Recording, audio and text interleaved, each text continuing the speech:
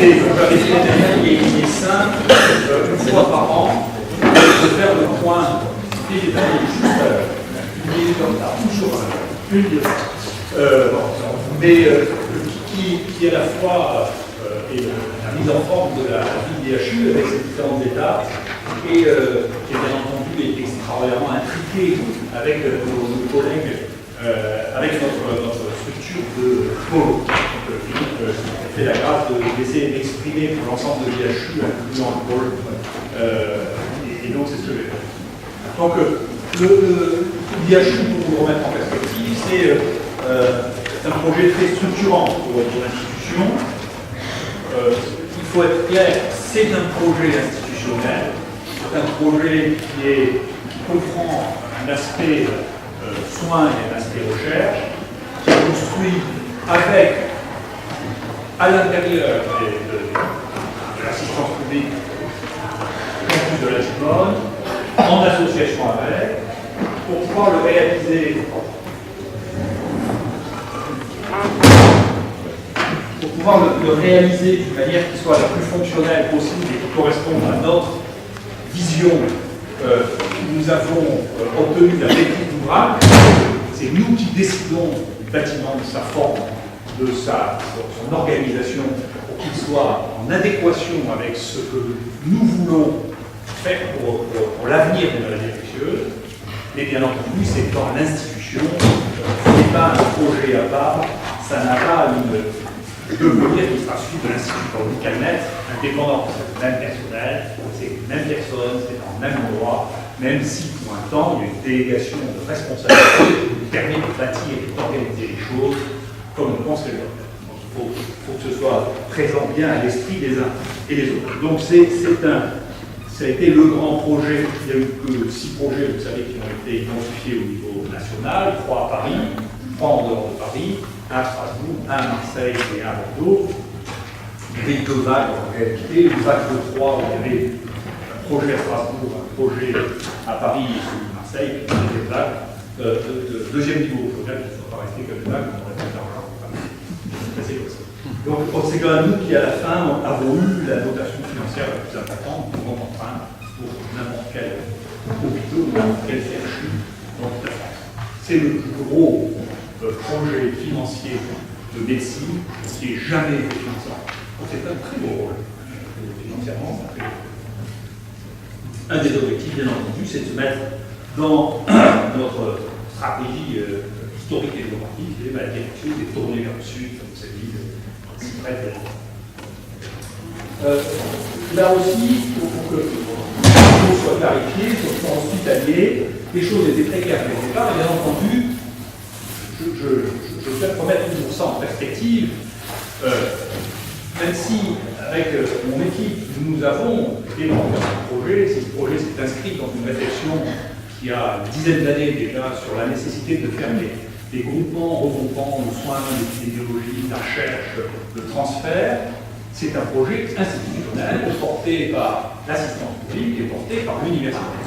Donc moi, je n'ai pas envoyé un projet comme ça, d'ailleurs si je l'avais envoyé au Paris, donc les données qui sont inscrites dans ce projet sont entièrement disponibles, elles sont sur Internet, et bien entendu, je les ai communiquées avec son nom, le CME, l'assistance publique, la faculté de médecine, les hôpitaux, et là, on ne peut pas être surpris maintenant des données qui sont à l'intérieur. Parmi ces données, il y a des données hospitalières, en particulier de soins, qui est important de prendre en compte, on avait évalué à l'époque le besoin à 90 000 de IHU. On l'a ramené après une discussion avec les uns et les autres. Il y avait une incertitude sur la réanimation, une incertitude sur le nombre de l'heure. On a ramené le nombre de lits prévu à 75 lits, mais ce n'est pas sorti de ma tête d'un matin où je me réveillais pour une heure. C'est sorti d'études comparatives de ce qui se fait dans les différents CHU français, et en ayant un nombre de lits de cette nature-là, on aura moins de lits en proportion que Nice ou Montpellier, il ne s'agit pas de quelque chose qui est surdimensionné du tout, mais qui nécessitera, étant historique, que la CME fasse des efforts de redistribution, c'est tout pour pouvoir permettre à l'intérieur des établissements. Encore une fois, ça représente une redistribution modeste de moins de 1% des lits de l'assistance publique qui devront être redistribués dans les 3 ans qui viennent, le nombre de bâtiments. Bien, donc l'objectif actuellement, je l'avais dit, c'est en 2015, 75 000 au centre plus les 18 du Nord, qui resterait dans le Nord. On a démontré, beaucoup de travail de Philippe Rouki, qui a montré, je vous donnerai des résultats, que c'est la rentabilité des lits de maladies infectieuses qui est raisonnable. On ne perd pas d'argent en ouvrant un lit. Il faut organiser les moyens par redistribution à l'intérieur de l'établissement. Et pour l'étape intermédiaire, c'est quelque chose dont je vous reparlerai. Mais encore une fois, je veux bien rappeler que ce dossier n'a pu partir qu'après la CE, l'assistance publique et l'ARS. On n'est pas à l'inverse, c'est que nous essayons d'imposer à l'établissement, c'est cet établissement qui a évalué et poussé ce dossier. Et donc, vous voyez, ce dont on parle, c'est de la redistribution de 43 lits sur 3500 de l'assistance publique, donc c'est-à-dire 1,5% de l'assistance publique dont il faudra redistribuer dans les 3 ans qui viennent. Et je suis sûr que les choses. Les autres questions qui se posaient, c'est le budget fonctionnel qui est en cours, dont vous parlerez, auquel on va nous faire dans le budget annexe. Les connexions, il y a une fois quelqu'un qui dit ah, mais il faudra réfléchir à une connexion avec le bureau des locaux. Et en plus, si le bureau des locaux existe un jour, on pourra la connexion à Paris, ça va soi. Et surtout, notre dossier pour l'instant existe et est financé, si le bureau des locaux est pour l'instant pas sorti de l'œuf, donc quand il sera sorti de l'œuf, bien entendu, ça travaille. On a un projet donc, de contrat de pôle qui est en cours avec une proposition d'autonomie de gestion. La création supérieure d'un budget annexe, ce projet de contrat de pôle passera bientôt devant la commission des pôles, puis le service public, puis le comité de surveillance. Et donc, parmi les éléments que nous avons, eh bien, il y a l'obligation d'un compte de résultat excédentaire et une partie de l'excédent est réaffectée à l'assistance publique pour combler le déficit de l'assistance publique. Donc, l'engagement qu'on prend, c'est d'être bénéficiaire sur notre gestion de contrôle et de rendre partie de ce bénéfice à l'assistance publique. Alors, justement, ça tombe bien, c'est juste le moment où on vient d'avoir les résultats de pôle, et donc les résultats de pôle qu'on a depuis une semaine maintenant, vous voyez, ça ce sont les dépenses. Alors dans les dépenses que vous pouvez voir, c'est que le personnel non médical, la charge financière du personnel non médical n'a pas augmenté du tout, voilà, un petit peu diminué, ce qui est une chose, en dépit du fait que le coût vous voyez, le nombre de dépenses a augmenté de 2 millions d'euros, un peu moins de 2 millions d'euros. Les charges du personnel médical ont augmenté très légèrement. Il y a une partie qu'on n'a pas gérée, dont je vous parlerai, qui est la variation du nombre d'internes. On n'a pas géré ça. Nous, en microbiologie, une année on en a 15, une année on en a 9. Donc on ne peut pas gérer le fait d'avoir 6 plus parce que c'est notre rôle de former. Je ne dis pas faire l'argent, mais ça, hein, c'est notre rôle de former. De montrer comment transformer ça. Donc voilà, ça c'est les dépenses. Et les recettes, heureusement, sont supérieures. Et donc on a un résultat très très satisfaisant, puisqu'on a généré en 2011 un bénéfice de 3,7 millions d'euros. Et ces recettes, je vais vous en reparler, vous allez voir, on a une structure du pôle qui est très très très particulière. Vous voyez, donc voilà les dépenses. Vous voyez le personnel médical en vert qui a un petit peu augmenté, le personnel non médical qui ne bouge pas du tout. Le total des charges qui a augmenté, les charges à caractère médical, pharmaceutique et hôtelier, en réalité, une partie importante de ça, ce sont les réactifs de laboratoire qui ont plus augmenté que le personnel. C'est-à-dire qu'en pratique, il s'est fait plus d'activités avec le même personnel, c'est-à-dire que la productivité du laboratoire a été plus grande. Et bien entendu, les réactifs, on ne peut pas y inventer. Donc, la productivité a augmenté. L'élément suivant, c'est un élément sur lequel je vais revenir, mais vous voyez, ce qui a augmenté, les recettes totales ont augmenté, et c'est 1 million d'euros, donc c'est pas négligeable, hein, et les recettes ont beaucoup augmenté grâce à notre capacité à générer, ça c'est un point qui est unique à ce pôle, des ressources qui sont extérieures au CHU. Vous allez voir, je vais vous donner les données, moins de 50% des recettes viennent de l'hospitalisation ou des prestations de l'autre. Plus de 50% de nos recettes viennent d'activités d'expertise il y a de facturation à l'extérieur de l'IGA, ou bien alors de la recherche directe. Plus de 50%. Ça, c'est très spécifique de ce pôle, c'est très particulier à ce pôle, et c'est une raison pour laquelle ce pôle est évidemment tourné vers la recherche. Donc, vous voyez, tous les services sont bénéficiaires, cette année encore, pour l'effort de parasitologie, qui reste à l'équerre, c'est pas mal. Et vous voyez que les recettes sont 25% hospitalisation, 25% en prestations autres à PHM, pour les autres pôles, qu'est-ce qu'on fait, surtout la biologie, 35% d'expertise, l'IGA qui est acte externe, et 20% de recherche. Et donc, vous voyez jusqu'à quel point cette activité d'expertise de recherche est une activité absolument essentielle à la vie du pôle. Si nous n'avions pas ça, on serait en déficit. Donc, qu'est-ce que c'est que les activités de recherche? Alors, la LIGA, c'est l'activité d'expertise, les mairies, c'est l'activité enseignement-recherche. Enseignement, je vous en dire un mot, la recherche, c'est les publications, les brevets, les cohortes. Alors, vous voyez, donc ça, c'est le classement actuel des différents pôles. Vous voyez qu'on est le troisième pôle en termes de bénéfices, avec une augmentation des bénéfices de 111% par rapport à l'année dernière. Mais le premier, en particulier, nos fonctions sont une proportion d'activité interne qui est générée par la T2A qui est de l'ordre de 80 ou 90%. Et donc, nous, notre vraie spécificité, c'est la génération de ressources externes, qui est une spécificité importante. Alors, ça vaut le coup que du coup, je vous explique ce sur quoi on a le plus la main, qui sont les points recherche, qui sont les points SIGAPS. Alors, les points SIGAPS, ça rapporte, alors, ça ne change pas, ça dépendra des différentes moulinettes que l'on fera. Mais les points SIGAPS, ça porte sur les publications, et donc les publications, on peut dire, si vous récoltez entièrement le fruit d'une publication de niveau A, vous récoltez 32 points. Et un point SIGAP, ça fait à peu près 1000 €. Donc une publication de rang A, ça vous rapporte 32 points. En vrai.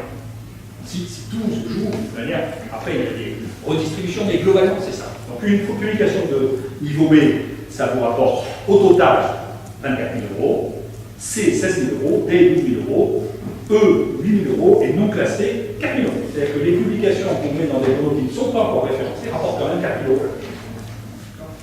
Et donc, bien entendu, on doit être extraordinairement attentif si on considère que nous, ça génère 20% de recherche et que nous vivons en étant bénéficiaires seulement basés sur ces éléments.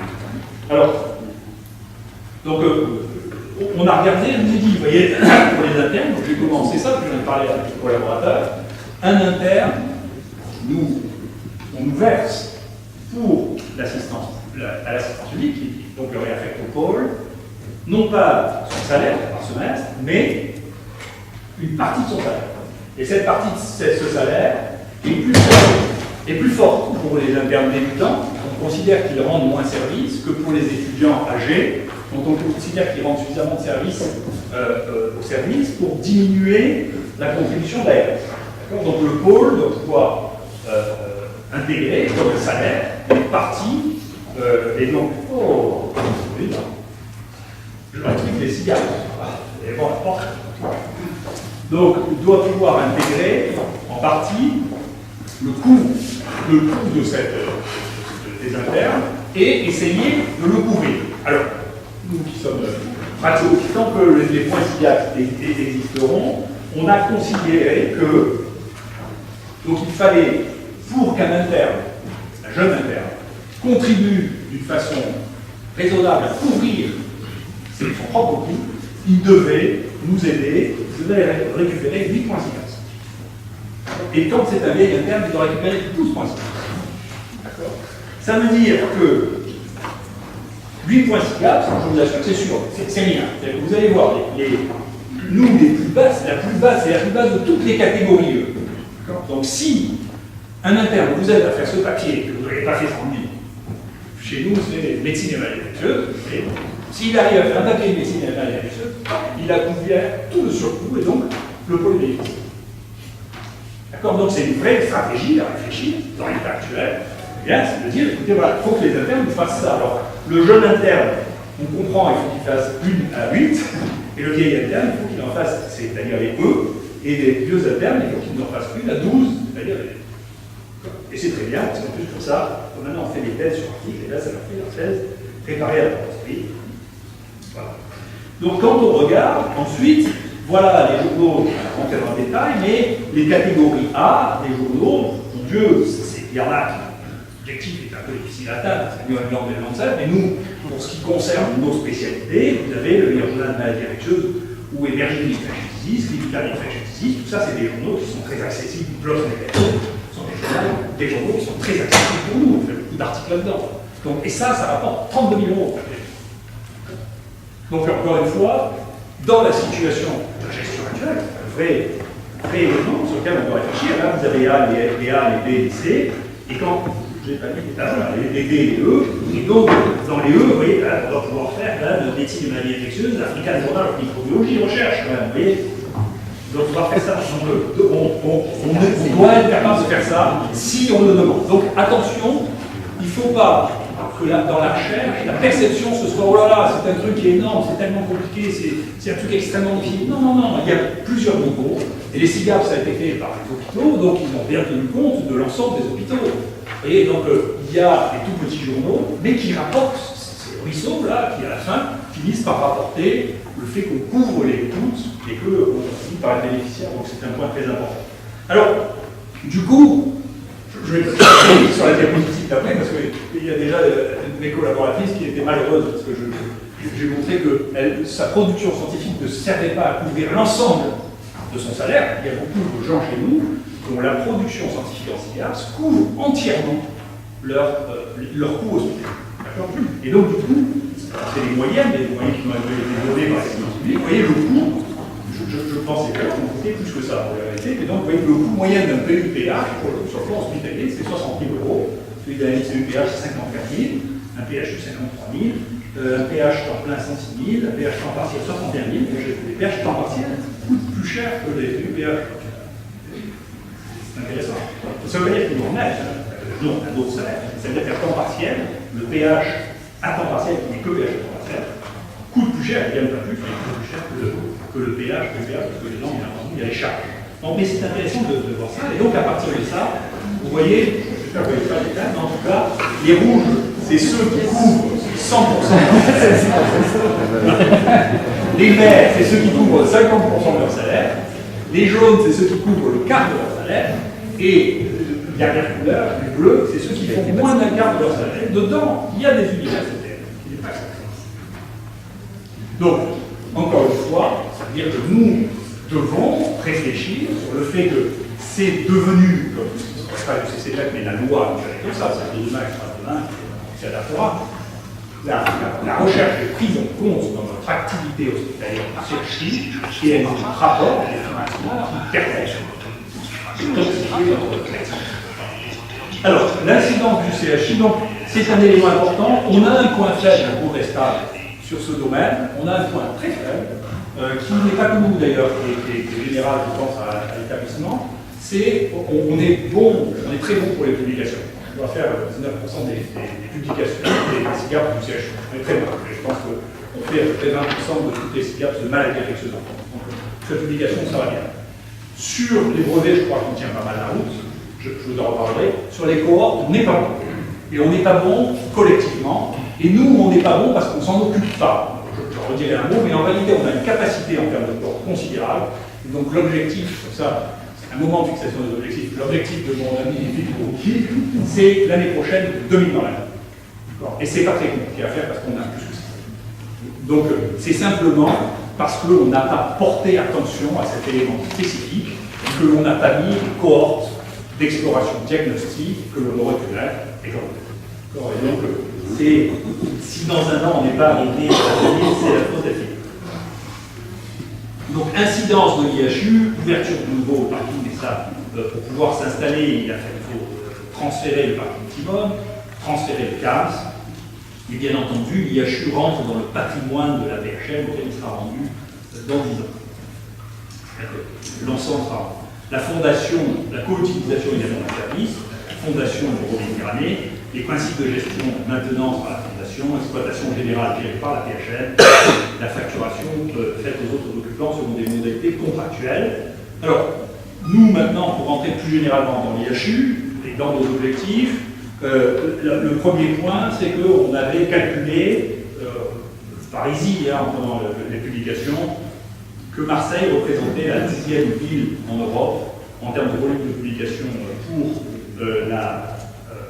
les maladies infectieuses et pour la microbiologie et la virologie, la 9e. L'idée, c'est, durant le temps des 10 ans de l'IHU, c'est de gagner au moins une place là-dessus. On est moins bon, mais c'est en train de s'améliorer sous le versant parasitologie, mycologie, mais c'est en train de s'améliorer. Vous avez là les données comparatives. On prend toujours un comparatif. Le comparatif, moi j'aime bien, l'évaluation c'est toujours comparatif. Donc ça ne veut pas dire qu'on est hostile à qui que ce soit, ça veut dire qu'on se pose par rapport à quelque chose, parce que je crois qu'il y a des tiers, donc c'est simplement par rapport à quelque chose. Donc nous, à qui on peut se mesurer en France, c'est l'Institut Pasteur, donc on a comparé ce que l'on faisait par rapport à l'Institut Pasteur, et on voit qu'on a une production scientifique qui est sur ces domaines-là, on a un peu plus de publications que l'Institut Pasteur, et en particulier, on est dans le domaine maladie infectieuse, on a une supériorité parce qu'il y a la clinique qui est maladie tropicale, qui est significative par rapport à l'Institut Pasteur, parce qu'on fait match égal sur la microbiologie, parce qu'il y a la fondamentale de l'appliquer et de la clinique. On verra dans 3 ans, mais je ne suis pas lié, je pense qu'on aura basculé de. Donc les techniques scientifiques, elles ne peuvent être réunies que dans quelque chose comme l'IHU, parce que si vous voulez aller vite, il faut pouvoir tout faire au même moment. Tous les gens qui font la science, la police, savent que si vous demandez aux uns et aux autres de considérer que votre priorité est leur priorité, vous êtes un naïf. Si vous voulez faire les choses vite, il faut pouvoir décider en un seul endroit de quelle est la priorité pour tous les gens qui sont. Sinon, eh bien, si je dois avoir quelqu'un à Tokyo, quelqu'un à Paris, quelqu'un à truc, un jour il y a autre chose, un jour il est dans un œil, il y a une autre priorité, il y a le droit. Donc ça, ce qui est ma priorité, et ce qu'on a monté ici petit à petit, c'est la capacité à tout faire sur place. Depuis le recueil des données cliniques, la gestion des cohortes, l'éveil sur quelque chose d'atypique, les technologies diagnostiques et derrière toute la science. Et c'est seulement si on est capable de réunir tout ça qu'on est capable d'être compétitif au niveau mondial parce qu'on peut faire les choses tout seul. Ça ne veut pas dire qu'on est contre les collaborations, mais quand les collaborations se font, c'est des collaborations de très très haut niveau. C'est-à-dire c'est seulement pour des choses pour lesquelles qui nous sont inaccessibles parce que ça n'est pas des choses de mal. C'est seulement ces coopérations-là qui ont un sens pour nous. On ne fait pas des coopérations, il y en a un qui nous fait les anticorps, l'autre qui nous fait un peu de séquence, parce que ça, le temps qu'on ait fini et réuni tout ça, c'était. Donc moi, y compris maintenant, tous les travaux qu'on fait en coopération, ils prennent 4 ans plus de temps que les autres, parce que quand c'est à l'intérieur de l'établissement, on est capable de faire bien ça. Alors, qu'est-ce que c'est que nos objectifs pour les 7 premières années, les 7 prochaines années? Il y a déjà des domaines sur lesquels on est les premiers au monde. Les virus géants, les bactéries vectorisées, les maladies bactériennes vectorisées avec Philippe Parola, les endocardites, avec tout le CHU, numéro 1 au monde sur les endocardites. Les bactéries intracellulaires et la paléomicrobiologie. Les points sur lesquels on veut être les premiers au monde dans les 7 prochaines années, on verra, il y avoir des objectifs, c'est la médecine des voyages, ça c'est Philippe Parola, c'est pas mal placé, en Europe il est déjà probablement en premier. C'est un nouveau champ qu'on appelle la culture mixte, c'est-à-dire le développement de toutes les techniques de culture, sur lesquelles on a beaucoup d'avance, mais le champ n'est pas créé. Donc dès qu'on va l'avoir créé, on sera créé. La génétique et la séquence des bactéries existantes, c'est un point extrêmement important qu'on appelle la real-time génomique. Maintenant, les outils génomiques de plus en plus vont permettre en une semaine de séquencer une bactérie atypique ou une bactérie atypique. On doit faire partie de cette course-là, qui est en train de se lancer partout dans le monde. Les mycobactéries, y compris la tuberculose, j'espère bien que Michel il a des objectifs très précis pour devenir numéro 1 en termes de citation en tuberculose dans les 7 ans. Et puis, la séquence microbienne en général, avec Pierre-Édouard Fournier. Voilà. Et donc, il nous faut avoir, et ça c'est les différents types de travaux qu'on va mener dans le IHU, c'est le programme qu'on a mis en place.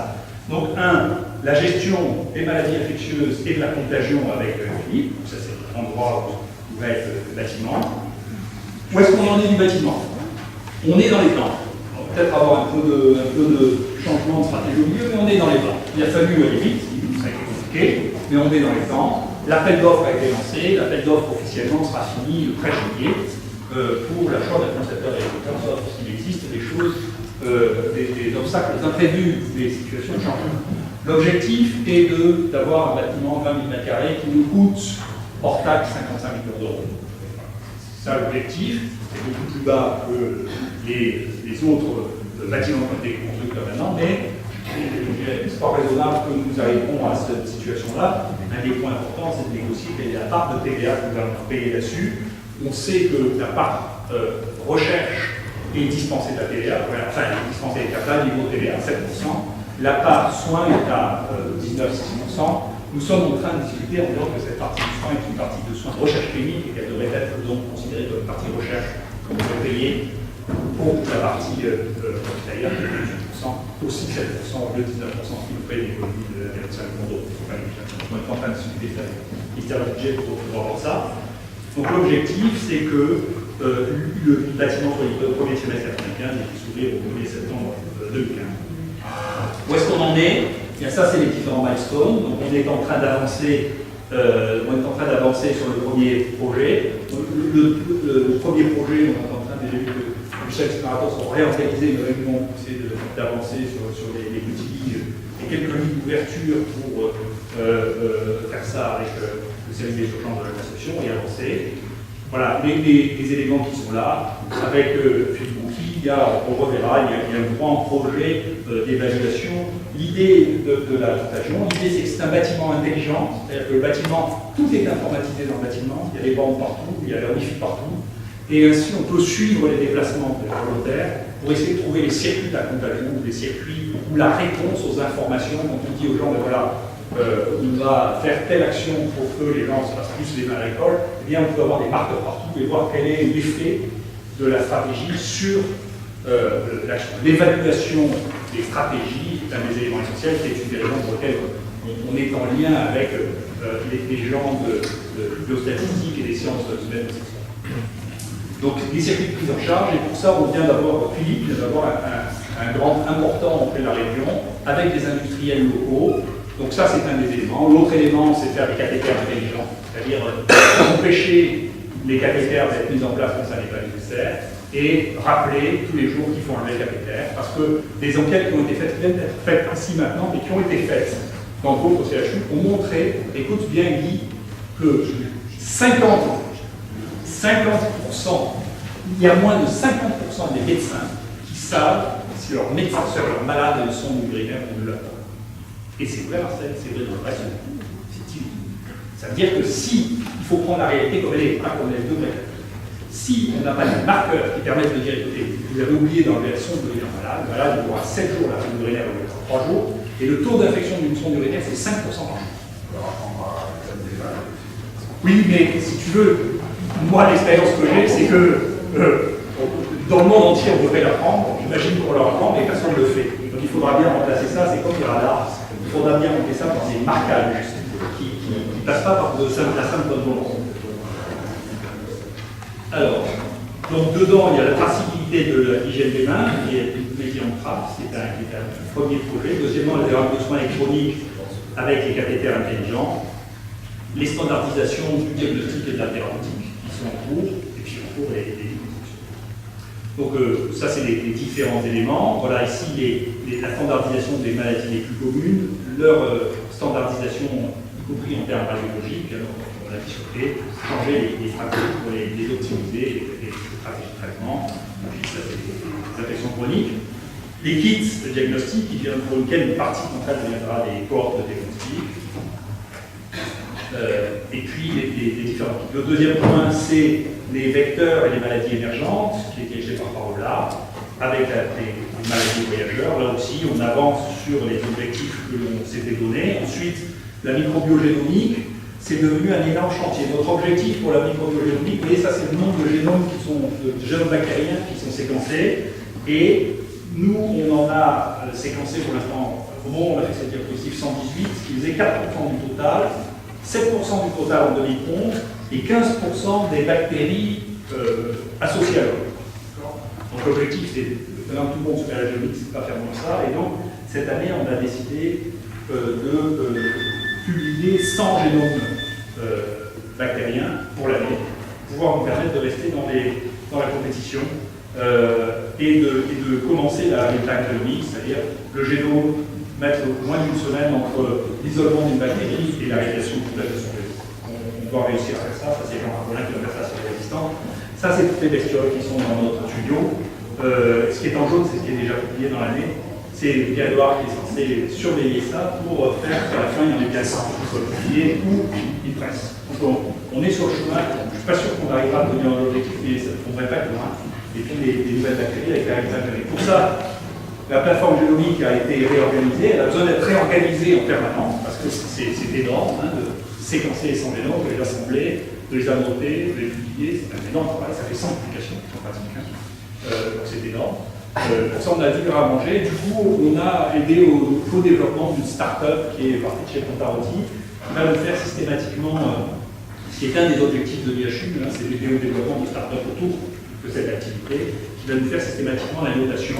Et avec l'équipe de Contarotti aussi, on est en train de réfléchir à l'organisation de toute une autoroute de fermeture des génomes, qui est un point compliqué, complexe, pour lequel on va ouvrir aussi. Et donc, c'est devenu une usine à faire des génomes, et donc ça marche pas mal, mais ça va assez fonctionner. Ensuite, les répertoires, ça c'est le travail de Bernard Lascola. Vous voyez, qu'on a fait avec les réanimateurs, on est parti de. Il y avait de bactéries dans les pneumonies, à même, maintenant, si vous regardez chez les gens qui n'ont pas de pneumonie, il y a un nombre de bactéries assez impressionnant. Et en plus de ça, non seulement tout le monde a des bactéries, c'est parce que tout le monde a des bactéries.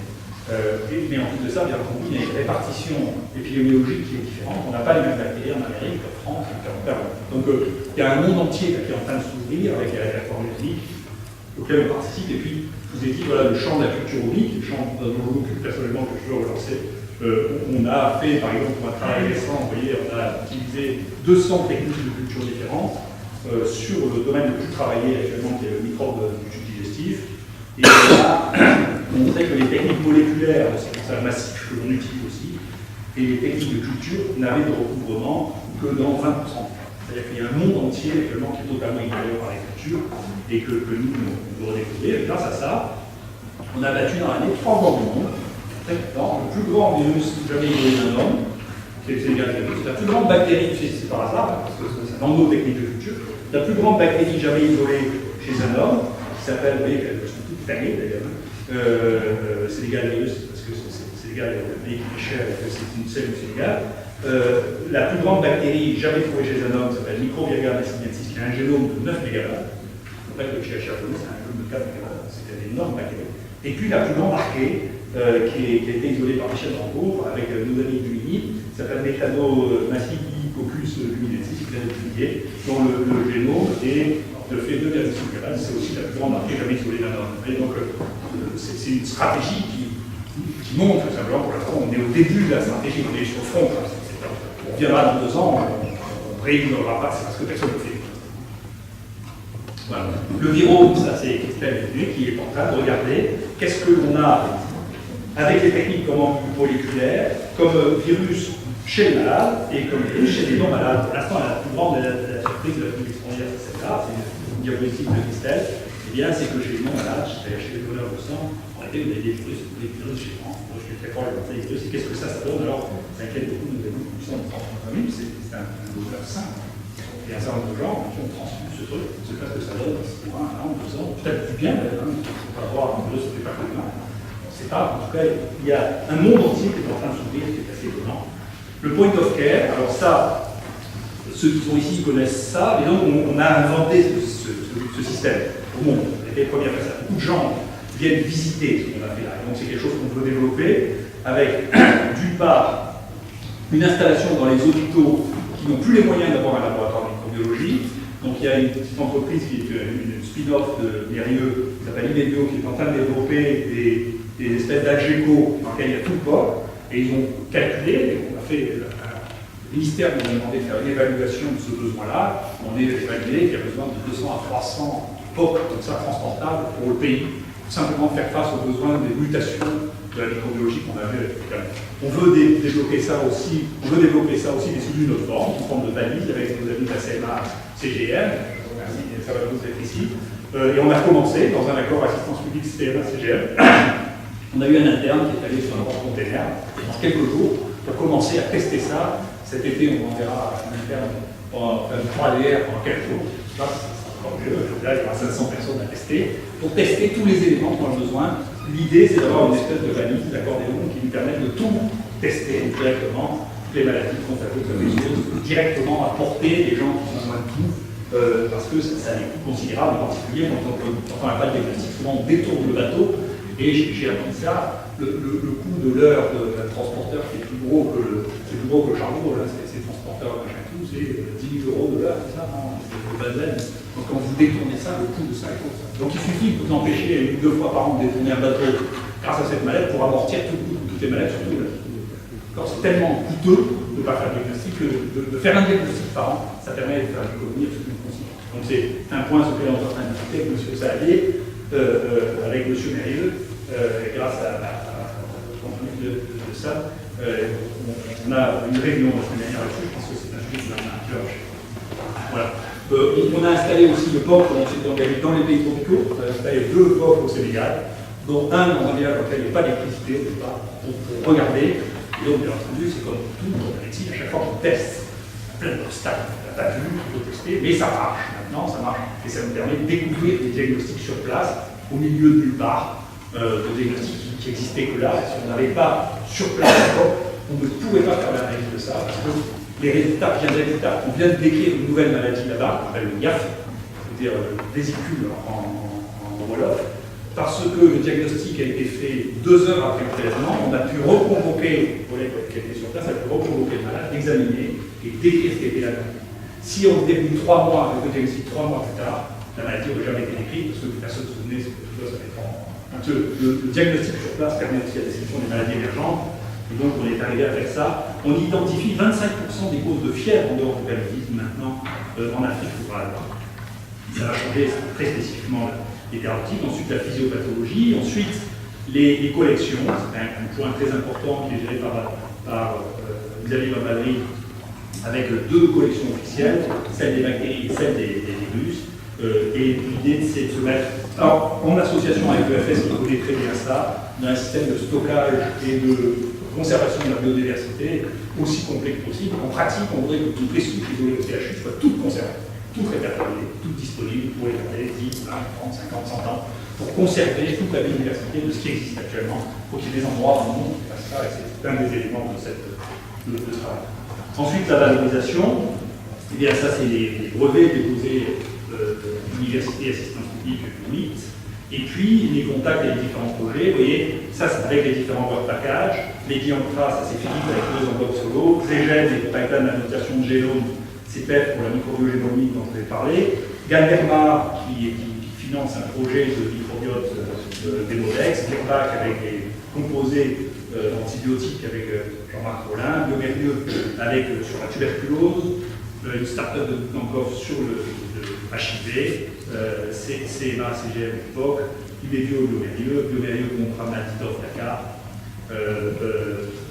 On installe le Maltitov, le premier Maltitov en Afrique subsaharienne au Sénégal, Virbac et puis la start-up de Eric Chabrière, qui vient d'avoir le prix de la création d'entreprise et de vente. Félicitations à Eric, qui va aller au ministère pour recevoir ce prix après. Bien. Les vitamines PHU par ailleurs, les chaires d'excellence, les financements des seniors, tout ça c'est quelque chose qui est un truc. Autre élément très important, personnel du pôle. Il y a l'absentéisme dans le personnel du pôle et le plus bas l'essence publique est à 4,82%. Vous voyez que d'abord vous avez déjà avec ça. Le personnel et beaucoup plus bas. L'audit externe dans la performance organisationnelle, c'est une chose qui me fait sourire parce que la chose qu'ils m'ont dit, c'est qu'est-ce que c'est votre système de coursier? Depuis qu'on arrive, tout le monde nous dit que c'est vachement bien le système de coursier, que d'avoir un système de coursier qui fait l'objet d'une dispute avec l'établissement depuis au moins 15 ans. Parce que je dis, ici, les coursiers, c'est nous, avec la société, c'est nous qui les gérons. Donc, les directeurs sont succédés avec le moi les coursiers marchent très très tard. On ne parle pas avec les coursiers, ça marche bien. Donc, ça veut dire que la gestion médicalisée des coursiers n'est pas comme nouvelle, ça marche bien. Et pourtant, je peux vous assurer qu'il faut pouvoir les conserver et il a fallu lutter, faire de l'autolutte. Donc, une des questions qui avait été posée l'année dernière, la question a été répondue. Le test qu'on a proposé est une infirmière qui, ça c'est une thèse de soins infirmiers, et puis il y aura des incentives, c'est-à-dire des reconnaissances et des prix pour à peu près tous les niveaux de travail, aussi bien pour les chercheurs que pour le personnel médical. et le personnel paramédical. Pour les équipes, donc un des éléments c'était d'attirer des gens de qualité, et qu'on a attiré des gens de qualité. On a 4 nouvelles équipes qui arrivent ou qui peuvent arriver. Eric Chabrière qui va arriver en septembre, Claire Forestier qui est externe, qui est actuellement à l'Institut Pasteur, qui devait arriver, qui vient en octobre, elle est enceinte, elle va coucher, donc elle arrivera en janvier. Laurent Abirachel, je crois, là-haut, qui viendra avec son ATIP, qui était affecté chez Pierre, et qui nous rejoindra plus tôt. Et puis Michael Elia, qui est avec Pierre, dont je pense qu'on l'accueillera à partir de janvier et on espère recruter dans le cours d'année sur l'interface entre la biologie structurale et la maladie infectieuse. Dans les gens qui sont partis à fait théoriquement, mais que l'on utilisera dans l'IHU, puisqu'ils l'ont demandé, il y a Ernie Gould qui est de Oxford, et puis Bernard Tapous qui est là, qui est à son niveau qui continuera à chercher des animaux à travers le monde, et puis des nouveaux PUPH, grâce aux efforts de chacun. 3 options, Charles et Lépi. Un des financements majeurs consiste à financer des thèses, en particulier du Sud, depuis la Fondation Infection du Sud. Ici, vous avez toute la succession des thèses. Au total, vous voyez qu'on a payé 45 bourses de thèse, 35 bourses de master, 35 bourses de master en maladie infectieuse, et dont plus 11 bourses de master, 5 professeurs. Donc, ça, c'est la source des gens qui demandent à venir dans l'IHU, et ça, c'est les gens qui ont réussi à venir dans l'IHU des pays du Sud. Les publications de l'IHU, vous voyez 2010-2011, donc pour le pôle, ça fait à peu près 19% des SIGAPS. À Marseille, tout domaine, l'IHU en entier a fait 550. Les gens qui sont les électeurs de l'IHU, direct ou de laboratoires externalisés mais qui sont rattachés à l'IHU, ont publié en tout 550 articles. Ce qui est à rapporter au fait qu'à Marseille, en même temps, il s'est publié 4900 articles, c'est-à-dire que 11% des articles de tout domaine confondus, physique, ont été chimie, etc., ont été publiés par l'IHU, et 19% de tout ce qui est sciences des sciences de la vie et sciences sociales. Parce que les sciences sociales vont faire partie de l'IHU, donc 19% de tout ce qui a été publié à Marseille, en sciences humaines et sociales, et en sciences de la vie, a été publié par des membres de l'IHU. Très d'un poids, vous voyez, en termes de production scientifique considérable. Il y a la même chose, 19% au niveau universitaire, 2% au niveau. Voilà, les publications spécifiques de l'URMIT, ne croyez pas qu'on publie moins en 2012, c'est seulement que l'année n'est pas finie.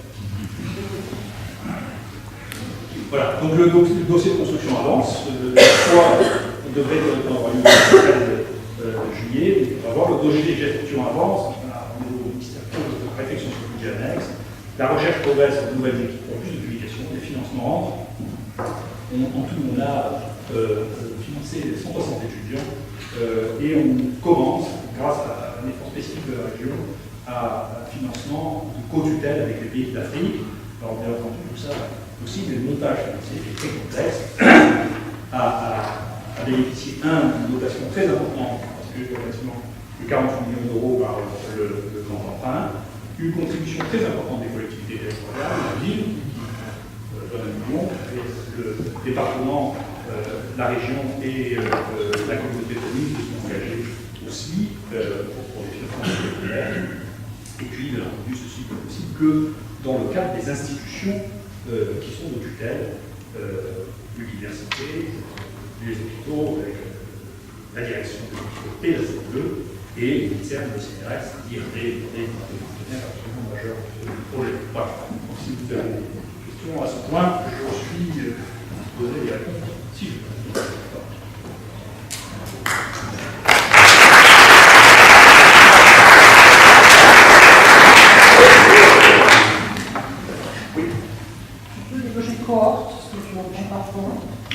Alors, peut-être que je vais donner la parole à Philippe pour ça, spécifiquement. Mais globalement, financièrement, les cohortes, il y a deux les cohortes. Les sous de la cohorte, je parle sous le contrôle de M. Aubert, qui est un grand spécialiste de ça. Les sous de la cohorte reviennent à celui qui fait signer le consentement. Et les cohortes sont soit des cohortes internes, qui payent un certain financement, soit la participation à des cohortes externes. Les deux, c'est un rapport intéressant. Oui, à peu près, mais enfin, l'idée, c'est cohorte cardiologique, cohorte. Ah non, c'est toutes les cohortes. Il faut que ce soit un projet de recherche. C'est un groupe de patients. C'est un groupe de patients. C'est patient le groupe. Voilà. Cohorte, c'est ça, tout à fait. Voilà. C'est la recherche clinique. La recherche clinique. Donc c'est patient avec un CPP, un projet de recherche thérapeutique ou diagnostique et le consentement éclairé du patient. C'est noté. En pratique, c'est souvent depuis des années, mais qui est mal codifié, mal organisé, et qu'il faut réorganiser en fait, alors, tu en parles, on est en train, et donc c'est une question que m'avait posée Gilles aussi il y a un certain temps, je lui ai dit que j'y répondrais, c'est ce qu'on fait, pour le faire, il faut souvent réorganiser les choses. Je trouve que, de manière assez institutionnelle, un des points faibles qu'on remarque quand on voit Marseille, parce que des choses qui sont très bonnes et des choses qui sont. On remarque qu'elles ne sont pas assez bonnes. Ce qu'on remarque qui n'est pas assez bon, c'est la recherche sociale. Globalement, c'est pas bon, c'est tous. Il y a de multiples raisons, mais maintenant, les raisons historiques ont disparu, il n'y a pas de raison que ça reste comme ça. Donc, pour la recherche suicidaire, il y a plusieurs manières d'envisager les choses. Si, quand on n'a pas de leadership, ce qui se passe, c'est qu'on devient une partie d'études multicentriques multiples dont on ne tire aucun bénéfice. Une surcharge de travail importante et aucun bénéfice réel, ni pour soi, ni pour l'institution. Donc, il y a une réflexion de fond à faire là-dessus. On a commencé à faire avec les collègues et à initier des projets dont l'épicentre soit Marseille. On a maintenant 3 ou 4 projets qui commencent. L'épicentre est à Marseille, développés ensemble et qui permettront de donner une lisibilité à la recherche occidentale, peut-être pas sur les grandes cohortes et les essais thérapeutiques qui sont moins la nature même de tissu qu'on a essayé, mais sur les stratégies diagnostiques, sur l'identification de certaines parties de la population. Là, en revanche, on a toutes les capacités pour le faire. On a des résultats préliminaires qui sont trop préliminaires aujourd'hui, mais qui montrent que là aussi, on peut faire quelque chose et apporter quelque chose que les autres. Donc, mais à condition que ce soit centré sur nos propres capacités et pas dépendre de projets élaborés ailleurs ou de validation par des gens qui sont dans un groupe depuis des années, qu'on ait l'autonomie de le faire. C'est mal l'autonomie de le faire, et la volonté de le faire, c'est qu'on a, bien, on va pouvoir sortir des projets de très bon niveau de Marseille aussi. Mais dans cette étape-là de la proposition, le soin est bien, c'est pas une question, il n'y a pas de problème de soin, ça va pas déjà à Marseille. Le soin est bien. La recherche n'était pas actuellement, on manquait de stratégie, on est en train de. Non, on n'a pas abandonné. Oui. Quelle place envisagez-vous pour le paludisme dans les HU? Je réfléchis pas tellement comme ça. Il y a une place, bien sûr, pour le paludisme, il continuera à y en avoir. Mais encore une fois, il y a différentes questions qui se poseront et qui dépendront un peu de la manière dont il va évaluer. On est obligé je vous rassure, on est obligé de conserver de la qualité sur le paludisme parce que la vie a toujours un Brexit. Le vivant, c'est compliqué. Donc là, on voit une chute très importante du paludisme dans tous les pays dans lesquels sont implantées des stratégies des moustiquaires imprégnés, mais on commence à avoir des moustiques résistants. On a une chose extraordinaire qui s'est passée à Desmos, c'est les moustiques ont changé l'heure à laquelle ils moussent. Incroyable. On vous a toujours dit l'heure à laquelle ils mangent. Les moustiquaires, ça ne marche que si les moustiques mangent la nuit. Donc, en principe, les moustiques, les anophèles, mangent entre 11h et 3h du matin. Mais dans Diego, qu'on surveille très précisément, qui est le village d'observation que Jean-François Frappe depuis 20 ans, on a vu réémerger le paludisme en 2010, brutalement, c'est posé la question, et il y a plusieurs raisons. Et donc on sous-estime toujours le vivant qui est notre partenaire, les moustiques sont devenus résistants à la permétrie, et les moustiques ne mangent plus la nuit, ils mangent plus tôt. Et ils commencent à manger à partir de 7h. Personne n'est sous les moustiquaires à 7h. Donc ça veut dire qu'il est possible qu'on ait un problème majeur de revenus de paludisme majeur, massif, après les moustiquaires, parce que les moustiques ne mangeront plus au même heure. Il ne faut pas les prendre pour les imbéciles, les moustiques. Si vous les tuez quand ils viennent manger à 11h, ils mangent à 7h. Donc ça veut dire qu'il ne faut pas baisser la main sur le palud, plus la possible résistance de la pénicilline qu'on voit apparaître d'ailleurs. Je veux dire, il reste une unité parce qu'on vit une période un peu complexe avec le désengagement de l'armée de Marseille. Ça, c'est un vrai problème. Et donc, il va falloir restructurer tout ça, je pense, et bien entendu, je pense, ramener Vasco, si ce n'est pas non plus par hasard, on garde une veille importante, fragile, je ne sais pas si fragile, mais là, en tout cas, on reste une veille importante sur le paludisme, parce que l'histoire n'est pas finie, pas jouée, hein, c'est du vivant malin en face. Il faudra des solutions pour résister à ça. Mais aussi bien, je n'avais pas envisagé le truc la résistance, ça va, mais le changement d'air des moustiques, je reconnais que j'avais pas envisagé ça, le truc. On est idiots, on les savoir, les moustiques sont plus bêtes que nous, quoi. Mais je n'avais pas envisagé. L'échec de la moustiquaire, c'est une solution. Et ça a été décrit par nous, on a fait ça, c'est nous, c'est notre équipe. Changement d'ordre des moustiques, c'est ce qu'on fait. D'autres questions?